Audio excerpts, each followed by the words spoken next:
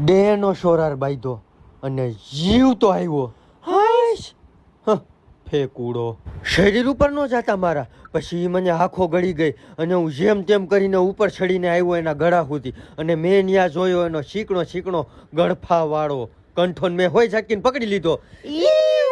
કંઠો પકડીને પછી મેં કર્યું ઝૂલવાનું ચાલુ. પાછળ આગળ પાછળ આગળ પાછળ આગળ પાછળ આગળ પાછળ આગળ પાછળ આગળ પાછળ અને જોરથી સુપરમેન જેવો ઢીકો મારીને નીકળો દાંત ફાડીને બહાર.